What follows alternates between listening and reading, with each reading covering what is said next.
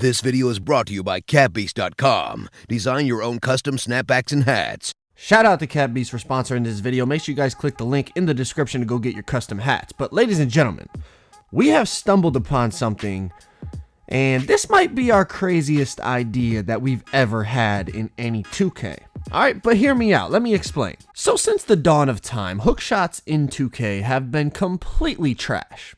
Alright, that's not completely true. In 2K17, I remember I used to use the sky hook a lot, especially over shorter players. But, you know, you had to be close to the basket, but it was pretty decent, I guess. And maybe back in 2K16 when they had post hook specialists, they were pretty good, I guess. But they haven't really been a go-to move. Now, this year they added in a badge called Deep Hooks. Now, I want you to see, I don't have a lot of my badges, right? I only have 8 out of 21 defensive, 9 out of 22 finishing. So this build is nowhere near complete. But what I did do was I put Deep Hooks on Hall of Fame. Now, basically, this is like a limitless range badge for your hook shots. Post hooks taken far from the basket receive less of a distance penalty. Okay, so check this out. Basically, anything free throw line and in is within range. As you can see, he backs up. I just go straight to the hook shot. That's from the free throw line. Green, he ended up getting a late contest and they gave him a 25%, but it didn't matter. It's still snapping green. Okay, now, it sounds crazy, but here was my thought process, okay? If I could deep hook from the free throw line, and then I put on Hall of Fame back down Punisher, basically I could shoulder charge into my man, knock him back like, you know, 2-3 feet, and then I could hook shot from anywhere within the free throw line. And I'm thinking, all right, it might work, it might not work, but I'm gonna be honest with you, it was actually pretty effective. Now we're gonna break down exactly how this badge works, but as you can see, I don't have my badges, so I can't give you the full effect. Like if they're playing deep under the hoop, obviously when I have badges, I'm going to have Hall of Fame drop step. I could go down there and drop step them. I'm going to have Hall of Fame contact finisher. But obviously you see we're working with limited badges, but it actually makes us rely on the hook shot even more.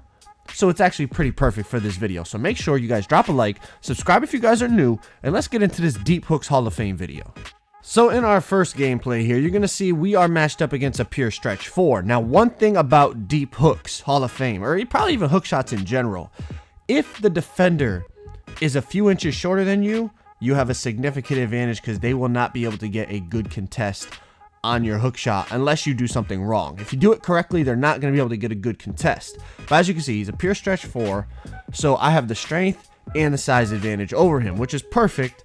Now, you guys can be like, oh, it only worked because you're playing against a stretch. Well, my second gameplay in this video is against a glass cleaning lockdown, a center, you know, basically a rim protector who's a center, so you guys can stick around for that, okay? But for the first one, we're playing against a stretch 4.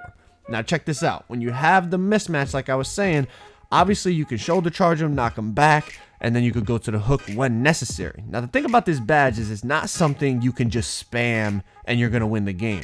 Like, you can't just catch it and shoot a hook shot and you're going to win. No, you have to create the space for the hook shot. If you shoot it with a guy right on you, he's going to get a pretty good contest, especially if he's on, like, the hand. If you're shooting it with your right hand and he's on your right side, he's going to get a good contest.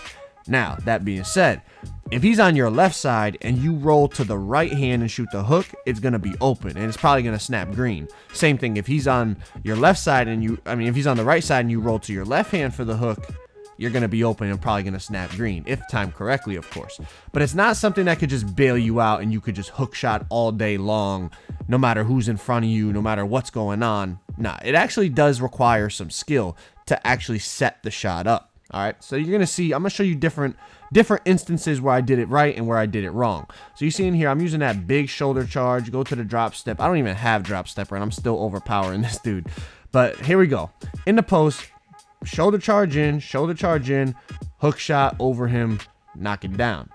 So as you can see, I didn't do it very, very well right there. He stayed right on me. He had a hand right in my face, 77% contested, and I was still able to make it.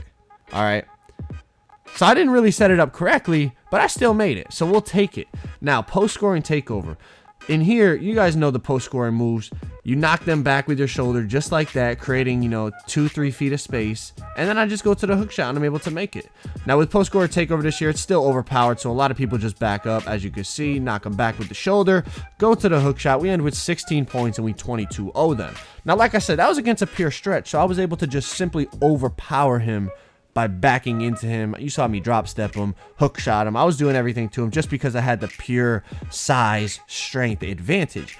But what happens when I go against somebody who's just as big, just as strong, and has way more defensive badges? That's the next gameplay here. We're going against a glass cleaning lockdown, okay? Now, park rep, I've been saying this, it needs to be buffed. Badges in the park need to be buffed. You're not getting any rep for playing park. Like, you have to play 3v3 Pro-Am. It shouldn't be that way, but it is what it is. Moving on, let's go to the next gameplay.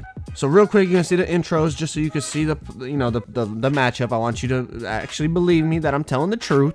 But I'm running with my boy It's Locks. He is basically a sharpshooting lockdown. Like, they call it a rebounding wing, but he's a sharpshooting lockdown. He can shoot from literally anywhere. So it also helps us because, he can space the floor. They can't really double down. And you're gonna see he's just green and everything. But as you can see, like I said, glass cleaning lockdown and a pure shot creator. So they got a nice little lineup in terms of using the fade meta, run to the right, set the screen, fade. And then on the other hand, we are basically just relying on me in the post with no badges besides deep hooks and back down Punisher. But we'll be fine. All right. So once these intros end, you're going to see we go into the game. Now, like I was saying, you can't just spam the hook shot. It's not going to work. Even with all your badges and stuff, it's not going to work. So the first couple of possessions, they were kind of over helping and they were gambling on stuff. Like you're going to see here, he kind of runs at me, he gambles. I'm able to hit Locks wide open in the corner because his man rotated down and he greens the 3. Now you're going to see, I think Locks is going to hit another 3 and then we're going to get into some post action. You're going to see how I set up the hook shot, especially against this guy, because he's a glass cleaning lockdown. I know, like, he's probably got like Hall of Fame rim protector, Hall of Fame intimidator, all this stuff. There's no way I'm just going to hook shot over him. So check it out. He's on my left side. I roll to the right hand, go up for the hook shot from the free throw line and green it. If he's on my left side, I have to go to the right hand. If he's on my right side, I have to go to the left hand. Sometimes, depending on the way your guy's faced, you'll get a little bit of a different hook shot animation. Like sometimes he'll have to do like a 180 when he does the hook shot, but it can still be so effective if you do it correctly. I'm telling you, you have to do it correctly. You're going to go and try it, and if you're one of those people that's just going to be like, all right, I caught it, I'm holding LT, let me shoot the hook shot, you're going to be bricking. You're going to miss, and you're going to be like, oh, Joe was lying. Like, I'm not lying. You have to set it up, though. Like, you have to create the opening. You have to create space to shoot it. If you do that, it's going to go in 9 out of 10 times, especially if you have the badge on, because then how far from the hoop you are doesn't even matter. Anywhere free throw line and in, you're going to be able to hit it. All right, so we're using a little triple threat jab step, let him jump, go up for the lay-in. Puts us up 15-0 against these dudes, and they got a good lineup too. And glass cleaning lock and a shot creator is a great twos lineup. We're running a freaking sharp lock and a paint beast who has no badges. We're still doing our thing, you know what I mean? So one thing I said before when I had the pure stretch on me was saying, like, he's a little shorter than me, so it makes it easier. Now, he did get that one really good contest because I went up with a bad decision, but check this out. You're going to see they're going to have to switch here, right? Locks goes up with a layup, he misses, he kicks it out. The guard picks me up, right? The guard is probably 7 inches shorter than me. I just right away back him down twice and go straight to the hook shot. And there's really nothing he can do. If you knock him back with your shoulder and then go to the hook shot, he can't stop it. He's too short. His arms are too short. He's not going to be able to get a good contest on you. The best he'll get is like a 25%, which you can still green. The first clip I showed you guys was a free throw line hook, 25% contested that I greened.